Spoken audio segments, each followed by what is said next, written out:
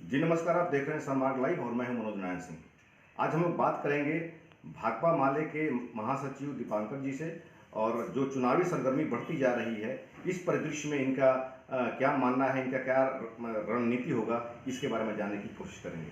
दीपांकर जी, चुनाव का माहौल आ गया है, क्या आप लोग की रणनीति क्या बन रही है?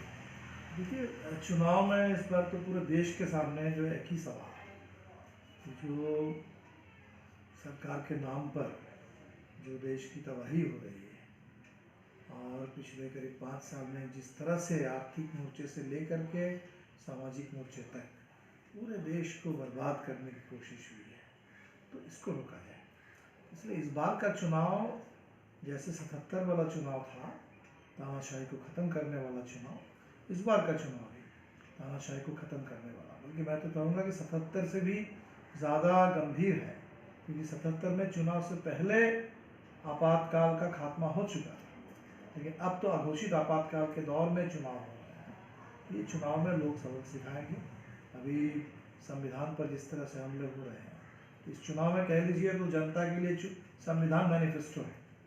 संविधान को इस देश में उसकी रक्षा के लिए, और दूसरा साथ साथ जो पिछले दिनों लगातार किसानों का आंदोलन, नौजवानों का आंदोलन, पूरे देश में मजदूरों की हड़ताल, बिहार की बात करें तो आशा, अभी आप देख रहे हैं रसोईया बहन प्रदर्शन में है, तो ये जो पूरे जनता के मुद्दे सामने आ गए हैं, बेरोजगारी, महंगाई, न्यूनतम मजदूरी, किसान की आत्महत्या, हम समझते हैं इन मुद्दों को समेटते हुए देश में नीतियों को बदलने का और संविधान को बचाने का ये चुनाव है, और इसी हिसाब से लोग मतदान करें। तो ये आपका मानना है कि जो मिडिल फैमिली है, लोअर मिडिल फैमिली है, इसके खिलाफ सरकार जो है मतलब ये काम कर रही है सर? बिल्कुल बिल्कुल। इस समय अभी देखिए जो रिपोर्ट आई, देश के सबसे जो 9 बड़े अमीर आदमी हैं उनके पास 50% जो सबसे गरीब इंडियन है भारत के लोग, उनके पास जो संपत्ति है वो अकेले 9 अमीर लोगों के पास है। ये सरकार तो सबसे ज़्यादा अमीर परस्त है,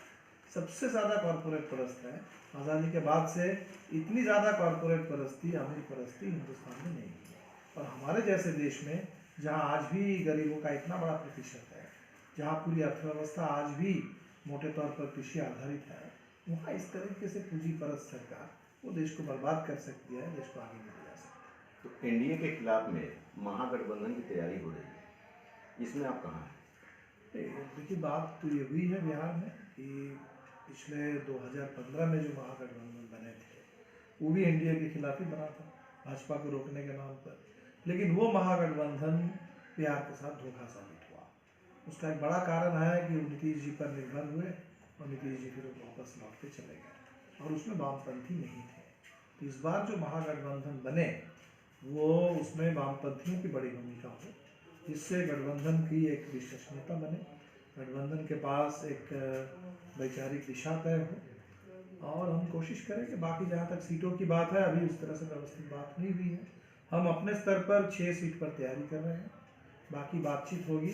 हम लोग तैयारी कर रहे हैं, आरा में तैयारी कर रहे हैं, सिवान में, काराकाट में, जहानाबाद में, पाटलिपुत्र में, वाल्मीकि नगर में। ये हमारे राज्य कमेटी का फैसला है, और बातचीत होगी तो हम इसमें अगर कहीं सीट छोड़ना पड़ेगा तो हम छोड़ेंगे, देखेंगे। लेकिन ये चर्चा हो रही है कि महागठबंधन आपके लिए एकमात्र सीट देने के लिए तैयार है। अभी तो कोई हमारे साथ कोई बात नहीं हुई है, और जाहिर सी बात है कि बिहार में अब विधानसभा को भी देख लीजिए, तो विधानसभा में भाकपा माले 5वें नंबर की पार्टी है, तो हम समझते हैं कि जो भी बातचीत होगी सीटों को लेकर के, वो बिहार की जो राजनीतिक यथार्थ है, जो राजनीतिक स्थिति है, ज़मीनी स्थिति है, उसके मद्देनज़र बातचीत होगी, और ठीक ठाक बातचीत होगी, सम्मानजनक रास्ता निकलेगा तो ज़रूर महागठबंधन सफल होगा। कम से कम कितना सीट पर आप एग्री हो रहे हैं? नहीं, अभी तो हमने कह दिया ना, हम लोग 6 पर तैयारी कर रहे हैं, बाकी जो वहाँ सीट पर जब बात होगी तो उसके बाद बात रखेंगे। अगर 6 सीट अगर आपको नहीं मिलती है तब आप क्या करेंगे?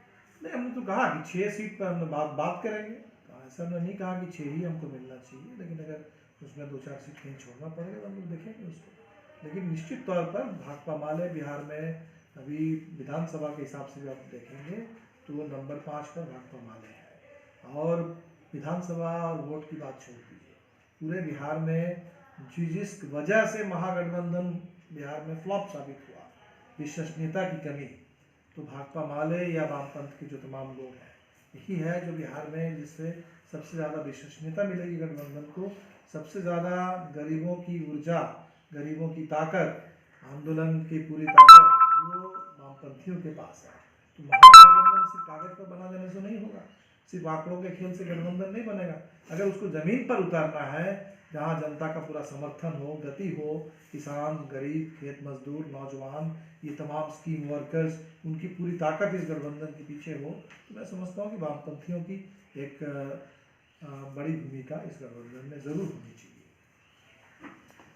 तो दीपांकर भट्टाचार्य जी का साफ कहना है कि ये जो लोकसभा चुनाव है, तो इसमें 77 के आंदोलन से भी ज़्यादा ये खौफनाक होगा और नरेंद्र मोदी सरकार के खिलाफ में ये आंदोलन जारी रहेगा।